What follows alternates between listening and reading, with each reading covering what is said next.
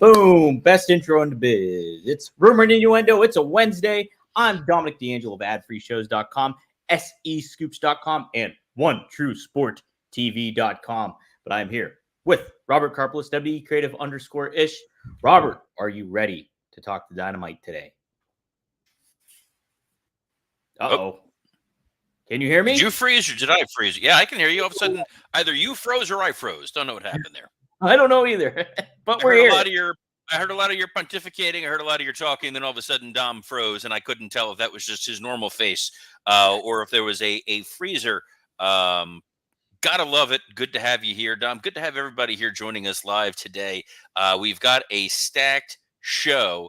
And just to prove, I did not read the AEW. I know you sent the Dynamite preview. I did, but I like to be able to respond to that in real time. We'll say hi to some of the folks here.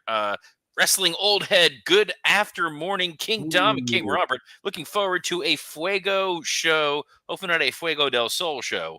Since, I don't think that dude's on TV anymore. And Dre Owens, good afternoon. Can TK nab Taylor Swift for All In? You know, I know that she escaped a potential terrorist attack. I don't know that she wants to go from one bomb to another. Oh my God. I'm kidding. I'm Heyo. You're picking up from the working stiff folks there, Robert. I think that's what it was. I think we had a good show yesterday for Working Stiff, which we recorded for the Patreon, and we got a lot of the bad stuff out of our system, which is good. You had some Deadpool Wolverine cameos there showing up on that episode too. It was a cameo laden episode, but we've got a hell of a rumor and innuendo for you today, Mr. D'Angelo. Oh, Captain, my Captain, where are we starting this ship to today? Yes, sir. We are starting with the Dynamite, of course, and what a lineup we got to look forward to. Robert, it's back. The card, boom!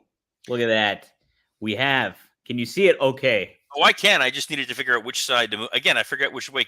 I've only worked in TV for 20 years or 20 plus years. Let's see. So there's a lot of pictures. Lots of going. Wait. I think I recognize every person on this. Really? What a novel concept. How about that? Yeah, there's some big name matches going on here. We got Swerve Strickland, world champion. He's not the featured. He's not at the top of the card, surprisingly, though. And he's going up against Wheeler Yuta. They kind of booked this earlier on last week, set the tone for it and everything to close out the show. Here we're going to get some payoff to it and furthering the storyline between him and Bryan Danielson before All In. Yeah, so we know we said this got set up at the end of last week's episode of Dynamite. I'm going to be a little biased because both Swerve Strickland and Wheeler Don't Call Me Jimmy Yuta are friends of mine. I've known them both for many years. Got a chance to work with both of them in MLW. Even just saying MLW, my throat was just like, nope. But this should be a really surprisingly good match.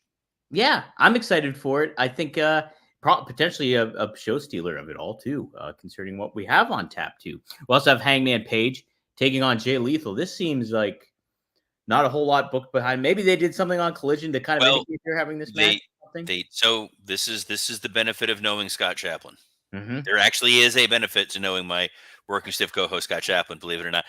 He said that, I guess, after Dynamite last week, there was a post-credit scene where Hangman Adam Page was going after Jeff Jarrett, and Jay Lethal is part of that Jarrett stable. Okay. As I'm holding the Sanjay Dutt-like pencil.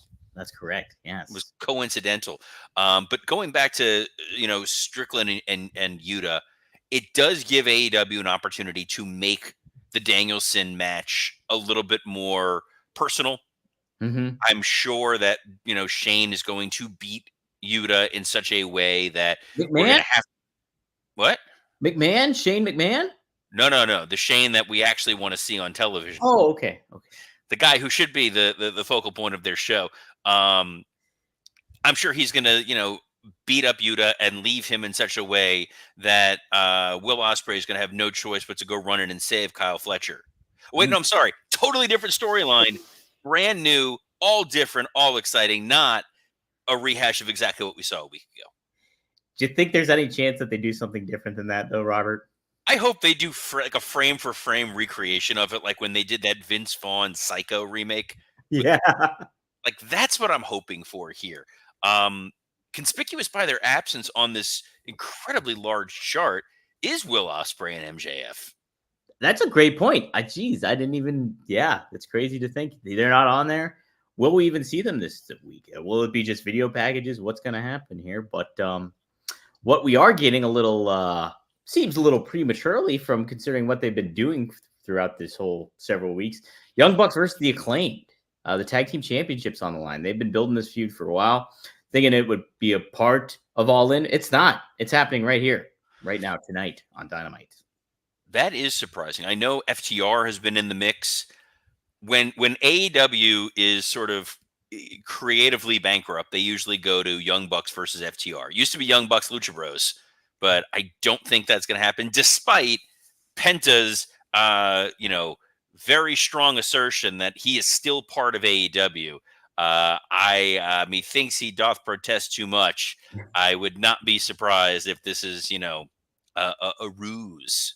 Oh, But Young Bucks Acclaimed, yeah, I thought that was going to wind up at the pay-per-view. Maybe we're getting a three-way tag match on the show. I mean, there's even a comment here from the Wrestling Old Head who said, "Whoa, when did the Acclaim beat FTR to earn a shot at the tag titles?" Let's not try to bring the collision of the world into this. I think there are 250, 300,000 people who watch Collision, maybe, but that's not for us to talk about here, Dom. It's a fine main event. It is. It is. Also, a fine women's matchup is Mercedes Moné taking on Hikaru Shida. Thank you.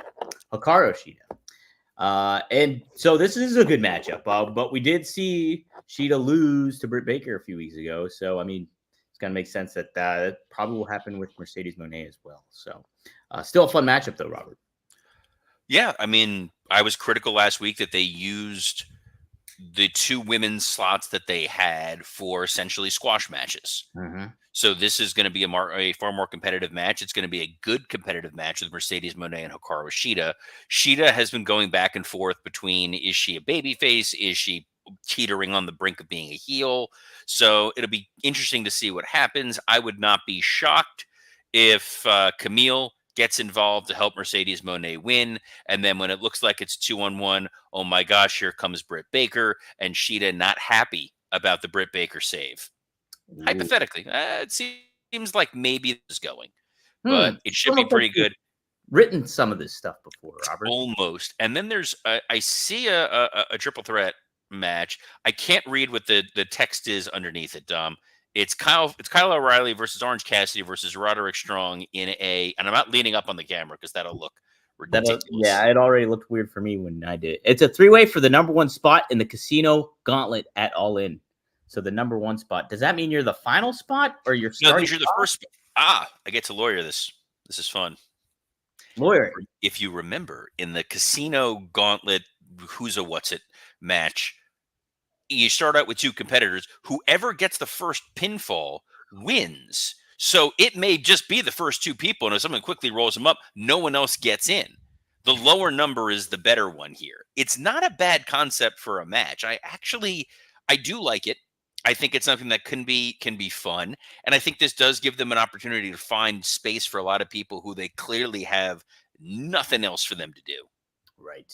Well, there is the rumor in Innuendo that there will be several notable names in this Casino Gauntlet coming up. So maybe Tony Khan has little stuff stacked up for it. But either way, who do you think is going to walk away with the win here? And would they ultimately win the match too at All In out of these three names? So my gut would say that you want to start with Orange Cassidy and put him in there the longest. I think giving Orange Cassidy a guaranteed entrance for that crowd in London, he's going to get a massive pop. And you want to make it a long Orange Cassidy entrance. No one wants to see a long Roderick Strong entrance. And gun to my head, I don't think I know what the hell Kyle O'Reilly's music is. I think he's got a good theme, actually. He might, but you want something immediately recognizable. Mm-hmm. So when you hear Jane, you're gonna be like, oh. Or since we are in the UK, I think "Where Is My Mind" would also work. It's true. It's true. I love that tune. The bottom three boxes here. Let's take a look. Looks like a worksheet from school. Does This is like this is something else. As we go through our weekly reader, there's a film by Mariah May. You know that's going to be incredible. Mariah May working with RJ City, working with Renee Paquette. The behind the scenes stuff that they do there, really, really remarkable. And Mariah's an interesting character. I think her doing a Tony Storm impression in this is going to be a hell of a lot of fun. I hope. An Okada Cesaro or Claudio face to face. Because guys, when you see Claudio Castagnoli and you see Kazuchika, the first thing you think is, what a promo battle those two would have. I bet you Okada will say bitch maybe once or twice. And I like Claudio. It'll be. I like the matchup. Them going face to face is a little just. Hey, take a look at this. We got to set something up for All In. You'd want a little bit more build. Well, we don't know if this is happening at All In or if this is happening at All Out. Good point. Good point. That All Out is like 2 weeks later, and I think that there is something going on with Claudio's scheduling where he's supposed to be in Mexico, like the day before All In. Interesting. So this very well might be an All Out match, which, hey, set that show as well. We need to make that feel important. And more importantly, we're going to hear from Hook. Oh, I thought that was Batman. They didn't have a picture of him, so it didn't pop to me that much. But I thought that was Batman. Will this be Batman levels of excitement for you tonight, Robert? Again, the one thing you always want to see with Hook is him talking. What a charismatic promo Hook is using guys to their strengths. That's why I like it. Look, I think you're going to tell the story of whatever we're going to see with this Jericho situation. So no, I'm not overly excited. I'm happy to see Hook back. I'm not overly excited for this segment. It's going to wind up being a little bit of grim death. And it is telling that there is no representation anywhere on this chart for MJF, for Ospreay. The American title? The American title. I could not think of the name of the title that they changed it to. Just wasn't on there. I'm just like, okay, neat. We actually live in that country, Robert, believe it or not. We do live in American. Yes. And I know that, for those guys, the most valuable thing in the world is being the American champion. And guys, what's the second most valuable thing that we all have? Dom, take that graphic off the screen. It's starting to hurt my face. Is it hurting your face? Is time. Managing and worrying about body odor used to take up a lot of my time over the course of a day. I was paranoid about smelling, especially during midday. We record this at noontime. By the time that I've gotten here, I've had to go outside. It's Florida. It's 90-something degrees. It's still summer. I don't care if your kids are going back to school. It is still the peak of summer, probably even in Pittsburgh. Look, I don't have to worry about this anymore. I've switched to Mando whole body deodorant. I've freed up a lot of time, which means more time to catch up with wrestling, more time to try and make sense of what AEW is doing booking wise. And here's why. Mando doesn't cover up odor after the fact with heavy fragrances like certain other deodorants. I don't know what it is with me and that word fragrances. Does not roll off the tongue, but what Mando does is it stops odor at the source by blocking the bacteria on your skin from eating your sweat, which is the actual cause of body odor. What does that mean? It means Mando is clinically proven to control odor for up to 72 hours. That's a long time. That is longer than some AEW pay-per-views. So give yourself the precious gift of time and get yourself some Mando whole body deodorant. We have a special offer for new customers. You get $5 off Mando's best-selling starter pack with code RUMOR at shopmando.com. As I mentioned, I got my shipment this past weekend. That bourbon leather body wash is absolutely off the charts. It is a 5-star scent. More importantly, this comes with a whole body deodorant. It is seriously safe to use anywhere on your body. It includes your armpits, your down below your blue chew region, your belly button, crevices, stomach, everywhere. This was created by doctors who saw firsthand how normal BO was being misdiagnosed and mistreated like it was being handled by the AEW HR team. Mando is American made. It is aluminum free, baking soda free, cruelty free, dye free, and vegan. It is clinically proven to control odor better than just a shower with soap. 12 hours after the shower, the average man's, they're going to use the word grundle. I'm going to use the word grundle because they're doctors. They know what they're talking about. The odor level was a 5 out of 10. Wow. With Mando, that average odor is down to a 0 out of 10. And if you imagine it's 5 out of 10 for an average man, imagine your average wrestling fan. Mando starter pack is perfect for new customers. It comes with a solid stick deodorant, a cream tube deodorant, 2 free additional products of your choosing, and free shipping. Most importantly, we have a discount code to help get you hooked. Not like hook, but hooked. With the favorite smelling whole body deodorant on the market. New customers, again, get $5 off a starting pack with our exclusive code. That equates to over 40% off your starter pack. Don't use signer math here. Use promo code RUMOR at shopmando.com. That's shopmando.com. Yeah, I like it. I like it. And I like my Grundle rating to be a 0. So let's have that happen. Get your Grundle rating on a 0. Can we stop saying that word? Grundle? Grundle fragrance. All right. Did we cover all the card? Yeah, we covered it all. I think we covered everything that was going to happen on this Fakakta show. Yes. But we'll be talking about it tomorrow on our Fakakta show, Rumor and Innuendo. That's correct. We've now moved into that phase of it. But Dom, there's other news that you've got lined up for us to chat about today. Yes. Speaking of phases, John Cena is going through his retirement phase coming up. And he spoke with Collider and gave a little clarity as to how many dates he will be doing. He says it's going to be right around 36 dates around the world to pay thanks and gratitude to the WWE audiences around the world. So that's what I'm doing in 2025. 36 dates. That's not a lot. That doesn't mean matches. That means dates and appearances.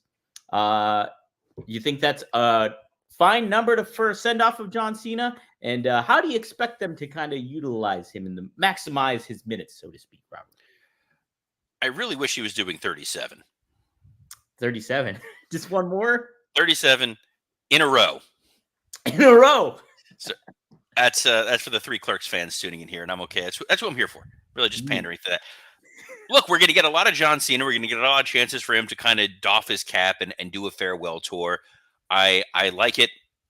It makes me feel incredibly old when I see John Cena going through the retirement tour, Randy Orton talking about winning the title 20 years ago. And I'm like, when I worked with these guys, they were like young. Like we had John's first title reign was what we were working on. And Orton had already been champion once. It's a weird bit of nostalgia. I think it's nice that we know there's a finite window to what's going on with this. And it does kind of feel like he's going to have a date with Gunther. And that alone makes this run really interesting because you have Orton who's talking about wanting to be 15-time world champion and worrying about his legacy. I believe if John wins, then it's the Flair record. Yeah, he passes it, I think, right? I think he does. That's why Jon Stewart interfered all those years ago to stop him. Just wanted Flair to win, man. Daily Show, the Daily Stalin profile. I am all for a Gunther and John Cena match. And I want to get your perspective on this. Do you think it should happen at WrestleMania in Las Vegas for that title? So it's an interesting question. I kind of do, just because what we saw on Raw Monday night was really impressive coming out of Braun Breaker. Mm-hmm. Braun Breaker showed when he looked directly into the camera and he was like, "Where are my dogs?" and the crowd's barking. He is a babyface. He is a babyface juggernaut. Yeah. We're not quite there yet. They haven't turned him yet. We're still He's still kind of a heel. He's still kind of not. He's still figuring it out. But he absolutely feels like the guy to unseat Gunther. That is not going to happen at WrestleMania. We are in August. WrestleMania is in April. You need a lot more time. By next SummerSlam, I would not be shocked if Braun Breaker is teed up and ready to go against Gunther. So you need strong opponents for Gunther to beat between now and then. I think Gunther Cena at WrestleMania, the idea that it's John Cena's last WrestleMania, and that he wants to accomplish this goal of winning the title, it's certainly a major selling point. You know, we know there's going to be something involving some amalgamation of Cody and Roman and The Rock. Why not Cena? That's what I'm thinking too. And it elevates the stakes for both guys, but you really put Gunther in a great position too, especially if he leads his title reign off with a win against Orton. And then then you build this thing for months on end where, hey, Cena wins the Rumble and he wants to go at Gunther. It elevates that title. It elevates Gunther. Whether Cena wins or loses, will still have some significance to it. And I think it's a great move at this moment in time. And heck, you mentioned Braun Breaker. If they really had to do a pivot and do something where it's Cena versus Braun Breaker, that's also a great match for WrestleMania. It is. Like, we've seen Cena be generous with younger talent. We've seen it with Austin Theory. We've seen it with Solo Sikoa. It's had mixed results. I don't know if maybe that's one of their concerns. I don't know how thrilled CM Punk is going to be at not main eventing WrestleMania again. That could be kind of fun. I see a scenario where John challenges maybe at the Rumble. Mm-hmm. And then the winner of the Rumble is going to go face Gunther. And then whoever doesn't win the Rumble is bitter about Cena getting a shot or having had a shot and not him. It feels like an opportunity for a guy like Drew McIntyre to have a pretty good little stretch with Cena. That's another feud I would be very excited to see kind of culminate too on Cena's farewell tour. It's crazy in 2024 going into 2025. There are John Cena dream matches that don't feel totally off the reservation weird. Like, they just feel earned. Like, right. You kind of want to see him have one more match with Orton. You want to see him have one more match with. I would love to see him and Cody. Oh my if we're God. doing this Cody Kevin Owens, respect match, why not John Cena and John Cena and Cody Rhodes? Yeah. Wrestling Old Head makes an interesting point. I could see Cena teaming with the freshly turned Austin Theory as well when Theory and Waller inevitably split. That would be an interesting kind of thing to do, too, considering they had a WrestleMania match with one another. I could see that. I could also see, since we kind of got a tease of this on Raw, Awesome Truth breaking up and R-Truth and John Cena teaming up. Oh, my goodness, yes. With little Jimmy, too. Oh, whoa. I don't know if they have that kind of budget. I know Netflix has got some money, but, as we're moving into the Netflix era, some of these things are going to have to be considered. Well, Dominic Mysterio is considering a lot what's going on with Netflix because he was on Impulsive with former WWE United States champion Logan Paul, and he brought up about Netflix, and he says, to me, I just want to wrestle. I just want to go out there and put on the best performances as possible. But on the business side of it, which I feel like a lot of it is, it's newer for us wrestlers to kind of do it that way. Because like I said, I feel like we just kind of want to go out there and wrestle and perform and give the best to the fans. So this is bringing it to Netflix. It's going to a whole lot of set of new eyes, different crowd. You can get new people involved. It's going to be, I want to see what the boundaries we can push with it for sure. So Dominic is really kind of setting the tone for maybe what we can expect with Netflix. There's been the speculation, okay, we're off cable television, so let's make this product a little bit more edgier. We've kind of seen some hints of it too, even with Rhea's promo this past week. But this is kind of more of an indication that, hey, we are probably going to get more of an edgier product when it comes to Raw on Netflix.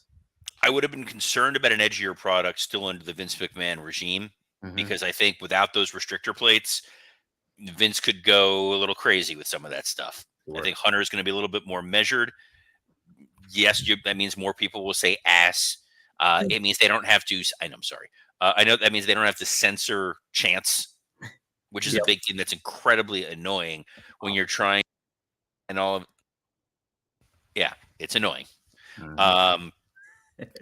I think they'll be able to play with time a little bit, whether it's a full 3 hours or 3 hours and 5 minutes or 3 hours and 12 minutes or 2 hours and 53 minutes. There's going to be a lot of that, but what I love is that a guy like Dominic Mysterio is seeing all the different opportunities. He's really coming to his own as a talent, as a star. And there was another clip from that Impulsive that is so incredibly funny, Yes. where he's talking about their tour of Japan and going over to Japan, and then pauses and is like, "Logan, are you allowed in Japan?" Have you been shadow banned? He's such a great heel. It was so funny, and like Logan Paul's like frustrated and be like, Dominic, no, I can go. Okay, it's fine. Yeah, it's fine. There wasn't an international crisis or anything because of that. Yeah. But Oh, you're used to dealing with folks who have been subject to what felt like an international crisis, at least during my tenure. And that's your podcast co-host every Monday, Mr. Rob Van Dam. that's right, Mr. RVD, one of a kind with RVD every Monday at 4:20 p.m. New episode drops. We had a new one just this past Monday. Talk about what could have been RVD's greatest match, what he considered it to be. We talk about the value of being a video game character or being a wrestling figure. It's interesting perspective on that. And we also talk him versus Sabu in TNA and what he liked about that match. And Getting paid. that was a big thing about it. And he talks about how he got written off TV because he was getting paid. So tune in to go to rvdtv.com. You can check out that episode now. And there's some fun clips up there too. This Thursday too, we'll be going live at probably 9:15. I have to confirm with Rob still, but also look out. Straight Talk with the Boss. We'll go live 4 p.m. Eastern Standard Time on OneTrueSportTV.com and FourHorsemanNetwork.com. You can interact with Greg. You can interact with Magnum. Get your questions in. They follow the current product. It's a lot of fun. So be sure to check that out. And also, Robert, keep your eyes peeled on SEScoops.com for an upcoming feature article. I watched Deadpool and Wolverine, and I'm making some comparisons of what AEW can learn from watching that film. So be on the lookout for that at SEScoops.com. Robert, we talked about working stiff. Fun times over there. Fun, unexpected times like it was on the Patreon. Yes, we had a fun time on the Patreon. The Patreon that came out yesterday, usually it releases on Monday, came out a day late, but it was certainly not $1 short. We had a full boat, all 4 hosts returning for a special episode. It was supposed to be a short one. It went like an hour 45. We had a grand old time. That alone is worth subscribing to the Working Stiff Patreon. But you can always catch the main show, the free show, wherever you get your podcasts, iTunes, Spotify, and the like. The same place you can catch Rumor and Innuendo, if you want to listen to it in audio form, or if you want to watch it in video format and you want to watch Dom for some reason, you can tune in every Monday through Friday at noon Eastern on a plethora of platforms, including the WW Creative _ish X account, the SE Scoops X account, and on YouTube on ad-free shows, Rumor and Innuendo, and Working Stiff. And Dom, what does it say about us that Elon Musk could not get a live stream on X up running on time, yet we're here every Monday through Friday at noon Eastern, assuming you remember to hit live stream? That's right. That's the key point.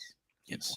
So on behalf of the technical wizard, Dominic D'Angelo, I'm Robert Karpelis. Best of luck in your future endeavors. Hey guys, study the chart. Study it for tonight.